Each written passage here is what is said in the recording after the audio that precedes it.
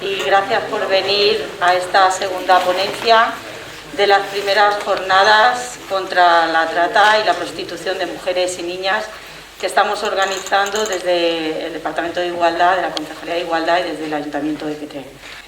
Bueno, pues hoy y esta tarde, en esta segunda sesión, estará con nosotros Rosa Cobo, que muchos de vosotros y vosotras ya la conocéis. Rosa es investigadora, es una de las grandes feministas escritoras españolas, imparte cursos, conferencias sobre sociología del género, teoría feminista en España, y sobre el tema que nos ocupa en estas importantes jornadas, ella tiene mucho que decir. Ejemplo de ello son algunos de sus libros y, bueno, pues sobre todo el que hoy nos viene aquí a comentar, el tema de la prostitución en el corazón del capitalismo. Voy a hacer una reflexión sobre la prostitución. Creo que es conveniente hacernos algunas preguntas. Por ejemplo, ¿por qué la prostitución hoy está en la agenda de los partidos políticos? Porque está en la agenda de los partidos políticos desde la derecha hasta la izquierda. No siempre con los mismos matices, no siempre con la misma dimensión fuertemente crítica, pero en todo caso la prostitución está en la agenda política, está en la agenda, mejor dicho, en la agenda del poder político, está en la agenda de los partidos y, por supuesto, la prostitución está en la agenda del movimiento feminista, en la agenda del feminismo. Yo quisiera explicar por qué. Me gustaría poder explicar bien por qué la prostitución tiene tanta significación y por qué la prostitución, sobre todo, ha crecido de una forma gigantesca en los últimos 20 años. Por eso me gustaría empezar diciendo que yo escribí un libro sobre prostitución y para escribir este libro me llevó varios años y dentro de esos varios años hice trabajo de campo. Estuve yendo a clubs, estuve yendo a pisos de prostitución, a pisos de prostitución china, que no es un tipo de prostitución, en fin, más silenciosa, por decirlo así. Estuve en zonas en las que la prostitución en la calle, ¿no?, en polígonos industriales, etcétera. Pero cuando me puse a investigar sobre prostitución, la primera cosa que me sorprendió es que la prostitución había crecido. Había crecido de una forma que no era... había crecido de una forma gigantesca, que no parecía que tuviese lógica que se hubiese convertido en una industria global. Y eso es lo que yo quisiera explicaros, cuáles son las razones por las cuales la prostitución hoy se ha convertido en una industria global que está muy interconectada, en la que hay varios actores que componen este sistema, porque no es solamente la prostitución, o la prostitución sería quizá un término insuficiente. Creo que sería más correcto y más preciso hablar de sistema prostitucional. El hecho de que sea una industria global, el hecho de que sea una fuente económica fundamental, en muchos países, ¿no?, pero sobre todo en aquellos que tienen un turismo como uno de los elementos constitutivos de la economía, sea este turismo porque recibe prostitución o sea ese turismo porque ofrece prostitución, por las dos razones, por supuesto. Bueno, pues este hecho hace que los partidos políticos no hayan podido obviar la denuncia que el feminismo ha estado haciendo sobre el significado que tiene la prostitución. Entonces, primero deciros que la prostitución, yo hablo del viejo canon de la prostitución y del nuevo canon de la prostitución. El viejo canon de la prostitución es esa prostitución que veíamos en las películas, que leíamos en libros de literatura, en novelas, que veíamos también en series. Eran unos pisos que se llamaban casas de citas, en las que había una madame y chicas que eran denominadas, no de una manera por otra parte casual, que eran denominadas como chicas de vida alegre, que tenían un tipo de funcionamiento, digamos, muy artesanal, que tenían que las chicas que estaban en prostitución en esas casas de citas eran tratadas de una manera bastante paternalista por quien gestionaba y por quien era dueño de esa casa de citas. Bueno, lo que quiero deciros es que ese tipo de prostitución se ha acabado. Y no solamente se ha acabado en España, sino que se ha acabado en todos aquellos países en los que existía, es decir, en todos, y ha sido sustituido por una forma de prostitución que es relativamente nueva. La prostitución de hoy no es una prostitución completamente nueva, porque tiene el mismo corazón, por decirlo así, pero desde luego ha tenido muchas modificaciones. El nuevo canon de la prostitución es una industria. Tiene un enorme impacto económico sobre el Producto Interior Bruto, es una fuente primordial, una fuente económica primordial para muchos países y para otros muchísimos, pues la prostitución se ha convertido en una estrategia de desarrollo. De modo que cuando yo me puse a investigar sobre prostitución, que yo por cierto no pensaba escribir ningún libro, mi máxima aspiración era solamente escribir un artículo, pero cuando empecé a trabajar sobre el tema vi que aquello tenía muchísima mayor relevancia de lo que yo en un principio pensé.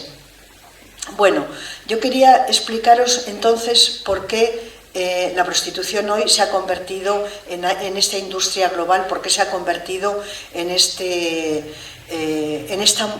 creo que no exagero nada si digo que se ha convertido en una multinacional del crimen, porque lo es.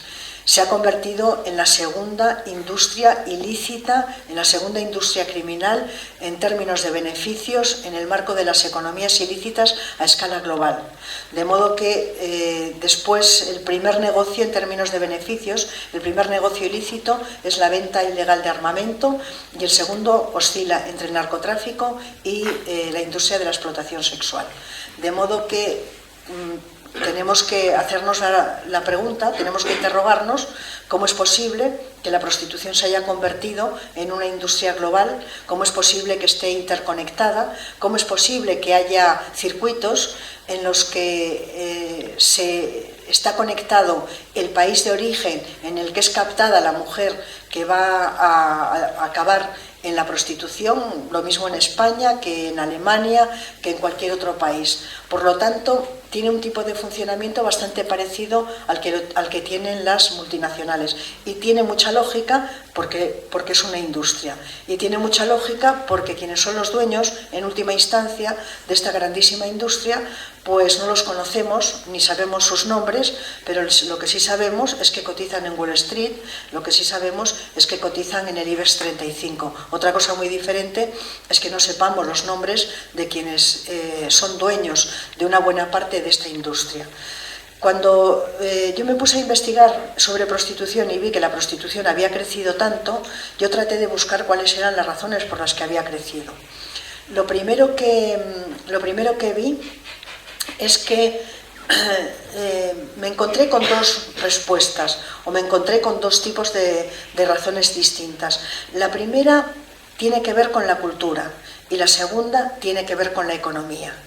La cultura va a proporcionar las herramientas para que la prostitución adquiera unos niveles muy altos de legitimidad social, que quiere decir que cuando estás hablando con alguien que no está particularmente informado sobre ese tema y le dices ¿qué te parece la prostitución? Pues te dice, pues me parece bien si están de acuerdo y si es algo libre entre la mujer que está en prostitución, entre la prostituta, dirán, y el cliente, ¿no? Eso, que una gran parte de la gente, cuando habla de prostitución, hable en esos términos, esto significa que la prostitución ha alcanzado unos niveles muy altos de legitimidad social.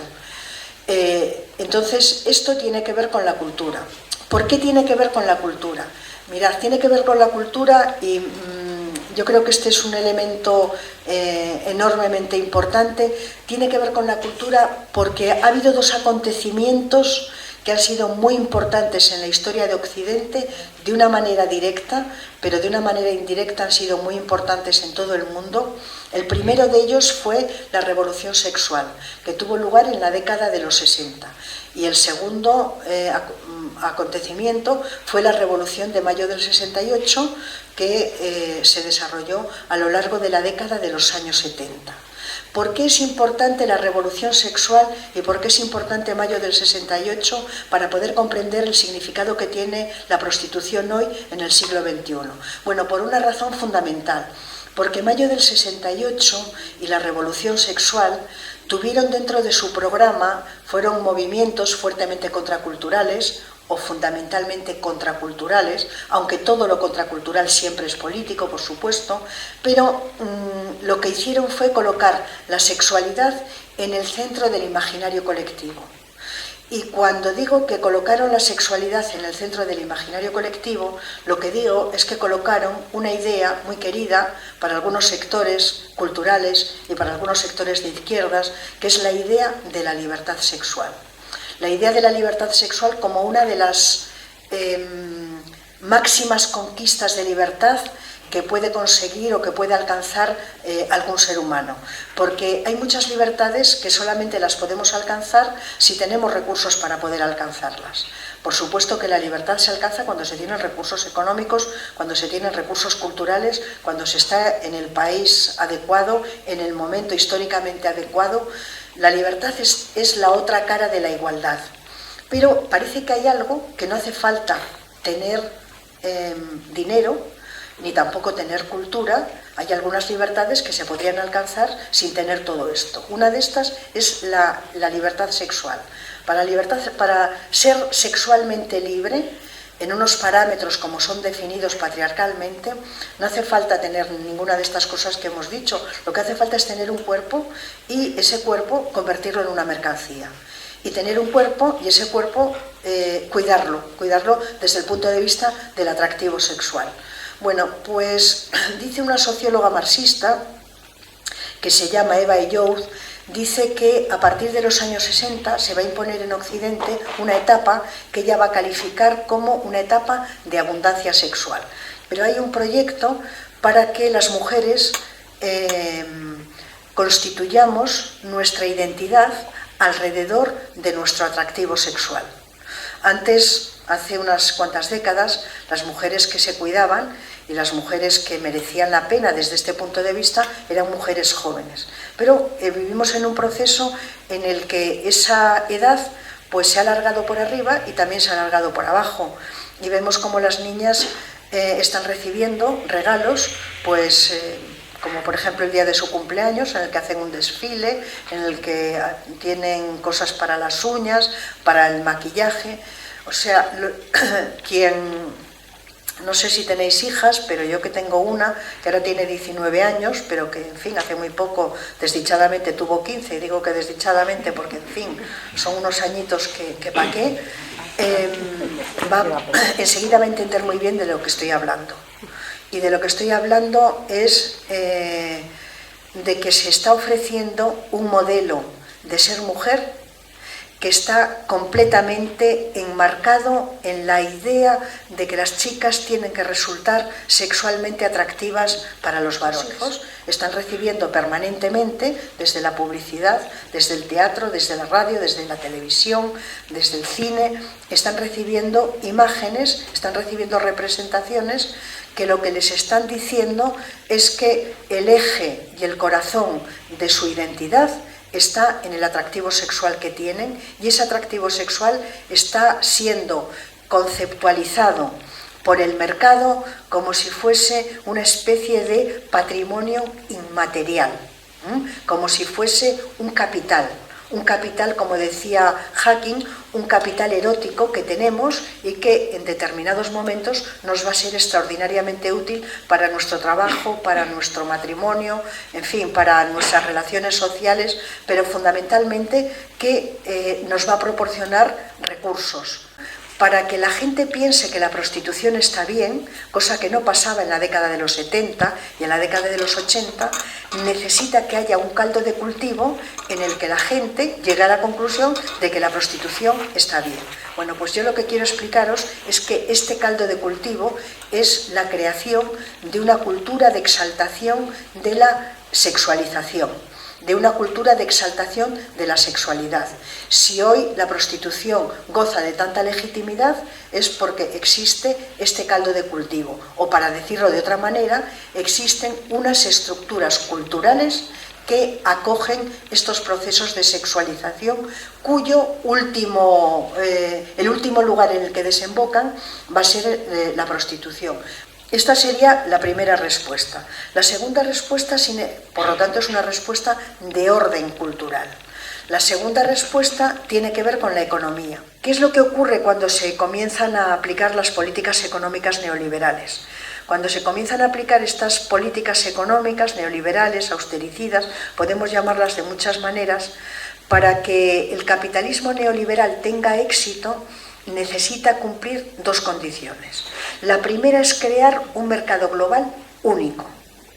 Es decir, los capitales no pagan impuestos por transitar de un país a otro, pero tampoco lo pagan las mercancías. Solamente lo pagan cuando un migrante quiere enviar 50 euros a Ecuador o los quiere enviar a Perú, entonces sí pagan.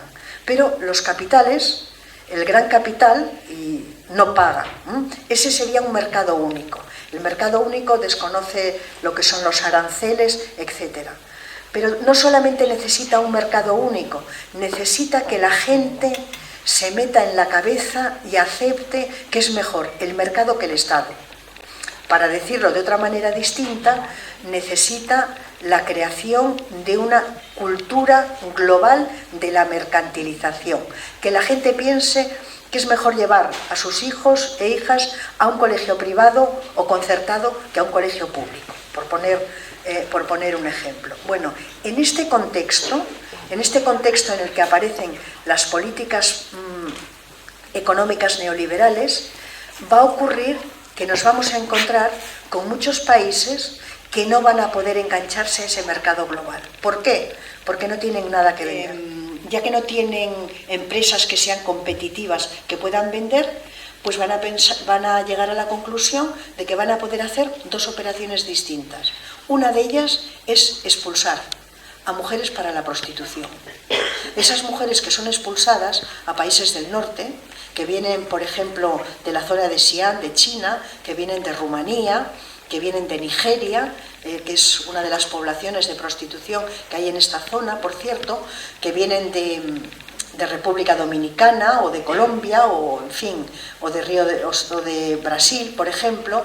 Bueno, pues estas mujeres que son expulsadas desde sus propios países para la prostitución, luego van a hacer una operación que va a consistir en que van a enviar remesas de dinero al país de origen. Esas remesas de dinero van a activar las economías nacionales. Ahora, el asunto es, ¿por qué exportar a mujeres para la prostitución? Bueno, exportar a mujeres para la prostitución, como decía antes, porque estas mujeres, no todas, porque hay algunas que han vivido y que siguen viviendo en pueblos del profundo Japón o de la profunda China, de la profunda Pakistán e India, en pueblos muy pequeños y muy aislados, pero otras muchas mujeres son expulsadas a países como España, a países como Holanda o a países como Alemania. Bueno, estas mujeres, que no hay palabras para decir cómo están completamente, cómo se las explota el día entero en los burdeles o en las casas, pues a veces mandan 100 euros, a veces mandan 150 euros, a veces mandan 50, porque en el país de origen siempre tienen hijos, siempre tienen hijas, siempre tienen madres. Y esto que os digo no es porque lo haya leído, es porque lo he vivido con las mujeres con las que hablé, de pisos, de burdeles, de clubs, en fin, siempre, de modo que ese dinero que envían al país de origen, ese es el motivo fundamental por el cual ellas son exportadas desde sus países de origen para la prostitución.